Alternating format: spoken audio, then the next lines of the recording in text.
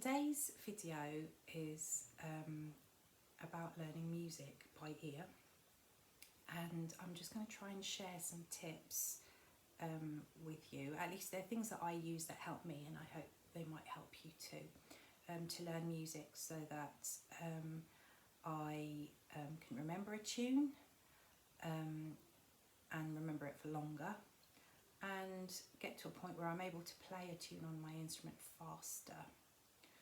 So, as I say, this is about learning by ear. So, imagining that you haven't got the music in front of you for now.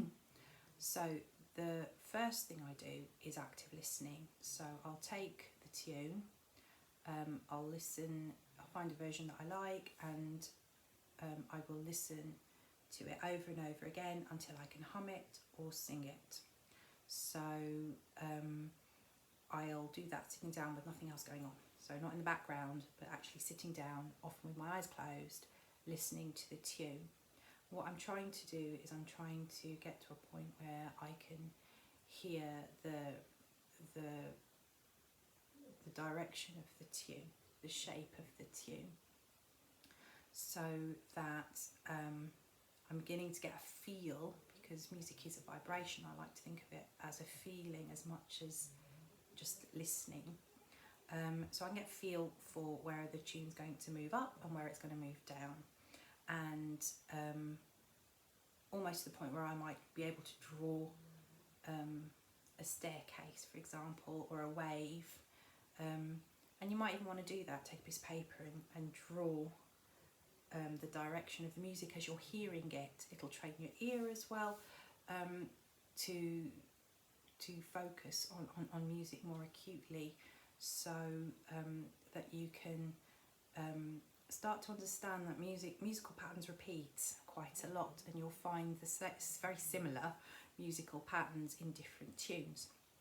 So number one, active listening to a tune, break it up into verse and chorus, or if it's a folk tune, part A and part B. If it's complicated, play, stop, go back, play, listen to that, and then once you've got the verse, start listening to the chorus, for example. You can do it like that. So you can hum it, you can sing it, you know it, and you have a feel already for the mood of the tune, the direction the tune moves in, and also you start to get a feel for the root note, or the root of the tune. So there'll be one root note, regardless of whether it's major, minor, modal. Sometimes people can worry about what keys it in. A lot of the music I compose and a lot of the music I like to listen to and play isn't in a key as such. It's kind of, sometimes it's in a mode, or it's a mixture of different things, but there's always a root. So all the tune will revolve around this one constant, and that'll be the drone note that you can count on. If you're going to put a drone in, it'll sound right, it'll feel right when you're playing the melody. So that's the note you want to start to really get a feel for in yourself, really. So all of that happens through listening rather than playing straight away. It's really tempting to get to your instrument and go, I just want to play. But the more listening you do, the more active listening you do, I really think that I end up learning tunes faster and remembering them better. Certainly if I'm going to sing a tune in particular, I definitely have to make sure I know it really well before I try and put an instrument to it alongside the melody. The next thing to do is to start anticipating the jumps. So you can play a kind of game, really. Again, just listening, and maybe with your instrument in your hand, but rather than trying to learn a whole tune, just starting to kind of visualise that staircase. And as you're listening to the music, listening to the tune, trying to work out where the steps are going up and down by 1, by 2, or by half even, so that you're starting to already get a feel for where the melody is just moving up or down note by note, or whether there are jumps in places, and how many notes there are between the jumps. And that will help you again navigate your instrument too.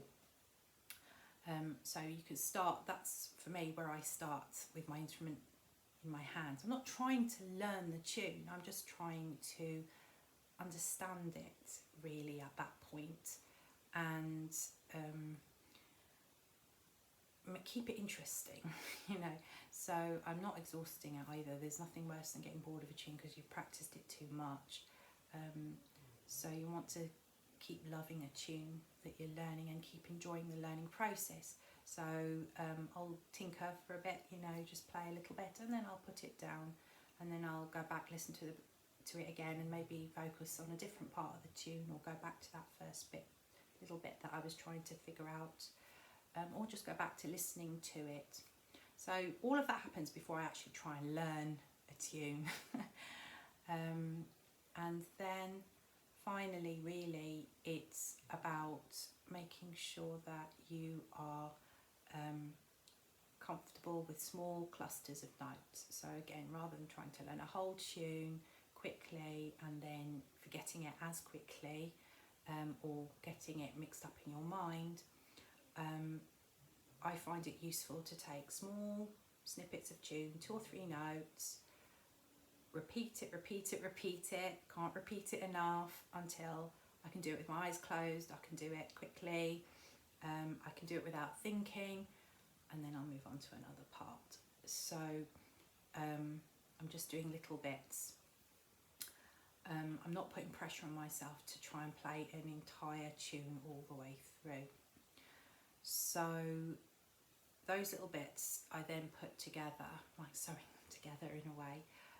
So I start to then try and learn the bridges. So I might have learned 4 little notes here and 4 little notes there, and the bit where they go together, those 2 notes where they join, I'll play all the way through. So then I'm playing my 8 notes all the way through, and I'll play that all the way through a few times, so that it's becoming more and more familiar to me. So those are some of the things that I do. It's repetitive, so pick tunes that you love to play. Although you can really fall in love with a tune that you thought, I don't like this tune that much, and actually the more interested you get in learning it, the more interesting the tune becomes, and you can change your mind about it sometimes. So yeah, I would say start with listening, start with active listening, figure out the direction, the pattern, the route, however you want to call it, the direction of the tune, and be able to sing it or hum it before you start trying to play it. And then I would say that's the time after that when you can pick up your instrument and play that game where you're trying to think, is it 1 step up, is it 1 step down, is it 2 steps up, and play little bits occasionally along with the tune, or just still keep with the listening. And then finally learning small clusters of notes, especially where the staircase is just going up or just going down. Those are the nice easy bits that you can learn quite quickly. So don't ever feel you have to start right at the beginning of a tune and finish right at the end of the tune. It rarely works that way for me. You find the bits that you find are easiest to play, and focus on those first. And once you've built your confidence up, then you can tackle more challenging parts, and they seem to just flow more easily. And sometimes part of music is making sure that you're not building anxiety into learning or into playing music. You want to get to a point where you can relax and enjoy the process of learning, but also the process of performing. So if there are any questions, comments, do let me know down below. I'll do my best to answer. I hope some of this has been helpful. It was a difficult one to record, actually, you know, trying to verbalise what I do, put it into words and take it out of that place where it's kind of an automatic process. So I hope it's made sense. If you've been enjoying videos, do please subscribe. If you'd like to see more of this kind of video where I talk about learning music or composing music, writing music for yourself, let me know, and I'll happily try. And yeah, don't forget to click like as well if you enjoyed it, and I have a Facebook page as well that I'll post a link for that too. Have a lovely day and enjoy playing.